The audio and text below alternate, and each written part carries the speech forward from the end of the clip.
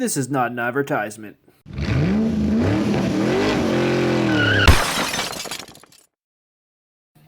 Hey guys, thanks for watching RC Mustsee.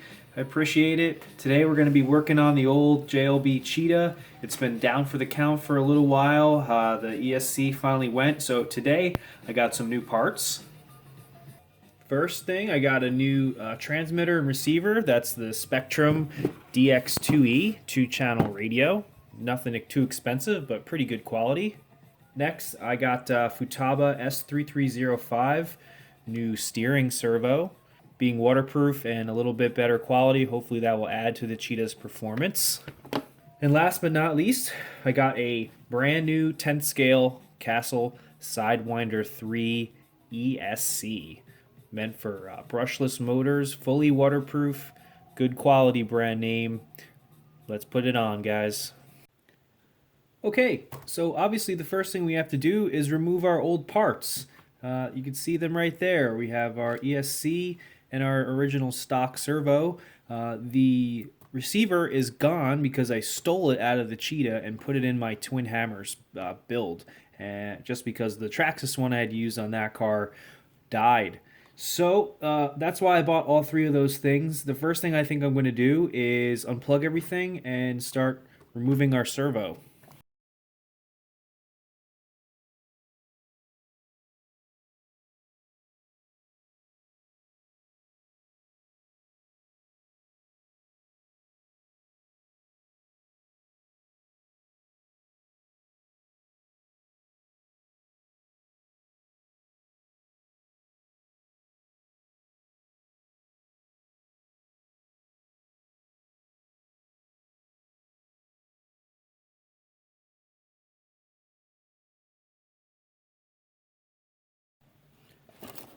Alright, so I took out all my stock equipment here. Let's take a look at the first thing I'm going to do is install the new Sidewinder ES3. Here it is in the box, brand new. Let's see what you get.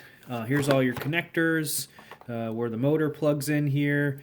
Two battery leads, not with no connector soldered, but they are pre-tinned. So I'll just be putting a new pair of Dean's connectors on there, no big deal. And then we have our plug into the receiver, and here's our on-off switch.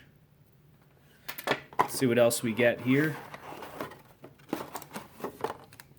Looks like a little guidebook, information about your ESC, some stickers, quick start guide, gearing chart, and a more kind of robust manual. Alright, I think I'll pre-tin my connector while we're at it here. So.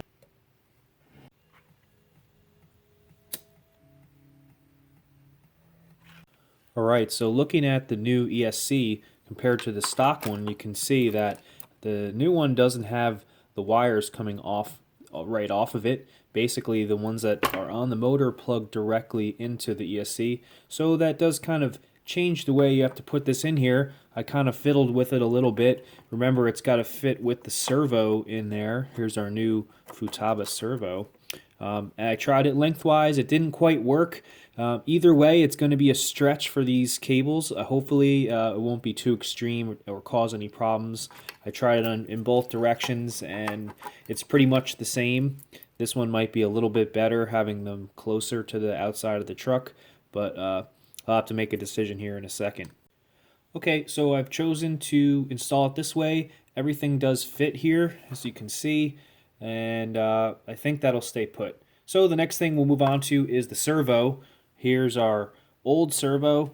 We got to remove the little mounting ears and install them on our new one.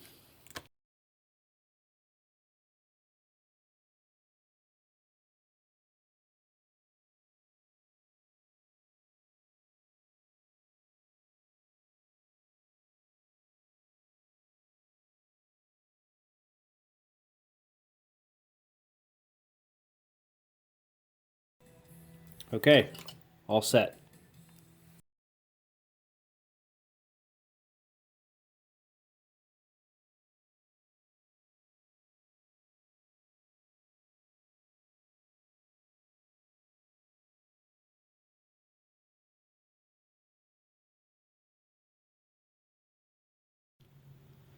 Okay, so here's what you get with the servo. Looks like a bunch of different servo horns that can be used in lots of applications. After all, these things are used in a lot of different things. I'm almost positive that the stock horn fits the end of this servo. I did test it before I did it, so I think we're good to go with using this. Otherwise, I'd probably recommend getting a nice aluminum one if you can find one that fits, because that's always a good upgrade, really, for any RC. And here's what you get out of the box. There's your controller, here's your antenna, and there is your receiver.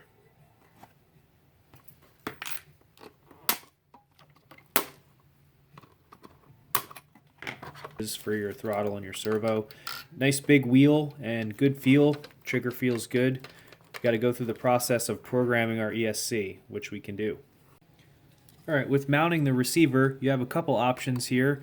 You can put it right back where it went, on top of the servo.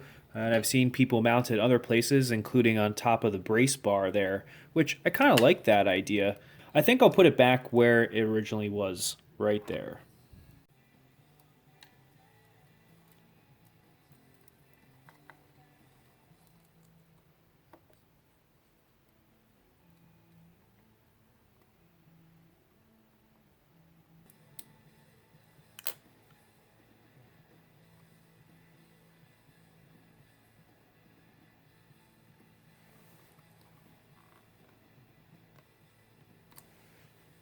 Alright, so now that we've installed everything, there is a step-by-step guide that comes with the ESC on how you have to set it up.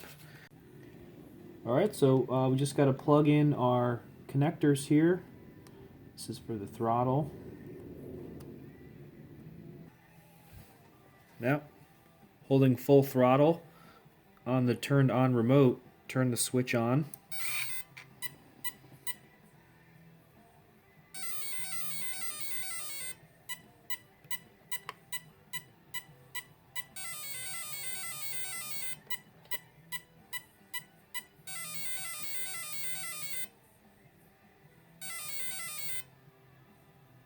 Alright, and we're all set up.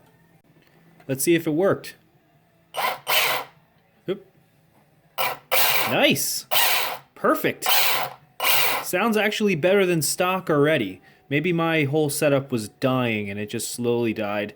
Interesting, but let's continue our project here. Alright guys, so pretty common if you do a job like this. If you don't plug everything perfectly in, you can have reverse throttle, reverse steering. Some will tell you what you have to do, but for example, when I plugged mine in, throttle is reverse. So the way to fix that is go on your control switch, and by just flicking it to the other way, now forward is forward and backwards is backwards. Nice. Alright, so the next step, guys, is we have to get our steering right. This part is also a little bit more delicate. You have to make sure that you set your horn up in the right direction, or else your steering will be crooked one way or the other.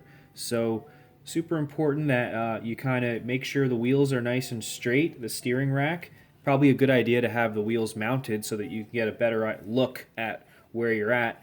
Make sure that on your throttle that your steering trim is right smack dab in the middle of its gauge. That way you can adjust out any mistake you might make, which you probably will when you actually set it up. We kind of know now that this is in the actual gear here is in kind of like top dead center of its play on your remote.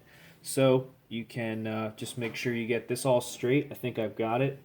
And reattach everything. It also looks like my heatsink fans are going to have to come off. The plug doesn't match up to the 3-prong that comes in this new Spectrum. If you guys have an answer for how to fix that, go ahead and let me know. Let's turn everything back on and see how my steering works.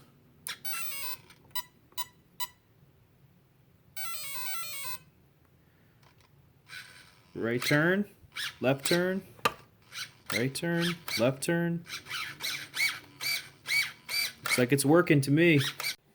Alright guys, there you have it. I think I have it all set up correctly. I'm just going to clean this mess up here a little bit and find a spot for my on-off switch that's convenient. And we will have a run video in the next video, probably in the next 24 hours. So stay posted. I will be putting something up as soon as I get done filming. All right, thanks a lot, guys. Stay tuned, and thanks for watching.